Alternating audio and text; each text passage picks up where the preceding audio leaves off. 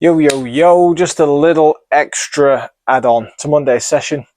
For those of you that weren't there, we were going over thrusting, how to set up and land thrusts, and we're mostly, to be honest, the way the lesson went, we were looking at landing thrusts after attaining this kind of bind. So an attack would come in, I'd block, how do I land a thrust from this position?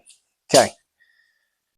The two options we looked at, realistically the two options we looked at was I get the stronger my blade on their weak, so the handle end of my sword to the tip end of theirs, and then I just power through. So I'll show you that again. Just power through. My stick here is extra long just to climb me up, but there we go. So I want the strong on there so I can control and pressure their blade out the way and I can get my point in. So that's, we've connected about mid-mid. I want to grab that bit of strong there and I want to send the point in. The bit that I didn't manage to explain particularly well in the session was the disengagement. I didn't have a great example for disengaging, but here we are. This is my chance to redeem myself. So one thing I totally forgot to mention or just missed was we're binding and I was just telling you, okay, just try disengaging from here, okay? I did give you a few examples, but the one thing I sort of forgot to mention was if you go in to disengage, it helps to present your weak momentarily. You do not want to stay here because like we have the pressure advantage there, if I'm weak on mid, they could overpower me. So very subtle, let's come down and then round, okay? Obviously, as we taught, you don't want to just disengage and willy-nilly just send a thrust out because I'm not protected here. So I disengage, send my thrust, I'm keeping a connection to that sword. So I'm leaving my opponent's sword for a split second and then I'm pressuring back on the other way.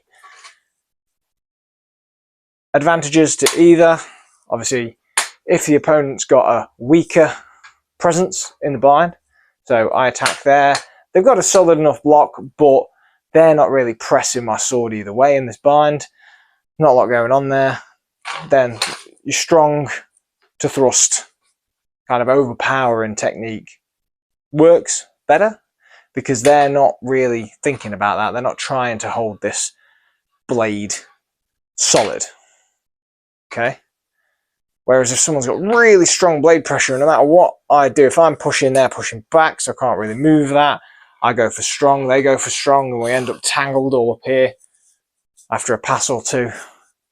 You know, okay, that person's got strong bind presence, or at least they're moving in, so I don't really want that. I'm going to stay at a distance. I've blocked it nice and well. I'm going to present my weak for a second, and then...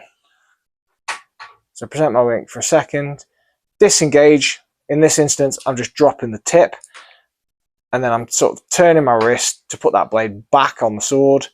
So I've got my structure behind it and then that's going out. Quickly show you same stuff with the longsword so that it makes sense in your brain if you're a longsword person. But as I've come in, boom, connect there. If I want the strong on, if I want to overpower them and just push that thrust in, come up, and go down and in. So with longsword, it pays to get some height in there. So you can send your thrusts out normally quite low. That's quite advantageous because it's harder to read when that point's just facing them. As opposed to these where you're thinking all they're going to do is a thrust. But if I've connected here, I can get my strong on there a lot easier by moving up, but also it puts me in a strong position as well to control. So as soon as I get that connection, get the strong in, angry unicorn style, and just wade in there. The disengage with the longsword. So we get that cross.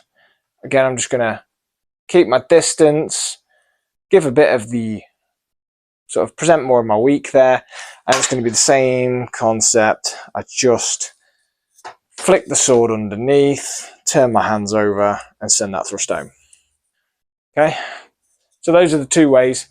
The other little final way that we did cover is part of the Order of the Blade syllabus, and that was the parry riposte, and that's just as an attack comes in, I parry that off and send the thrust straight out. So that could be from this side, I'm in, or this side, I'm in. Instead of blocking and meeting that sword, I'm sending it off the other way.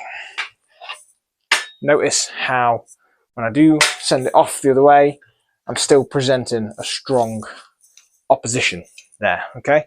So if I sent that one that way, my guards come over just as if I've done the disengage to connect that part of the blade. Anyway, that might be getting a bit too full on, but yeah, that's what I wasn't able to explain as well as I should have. Hopefully that helps.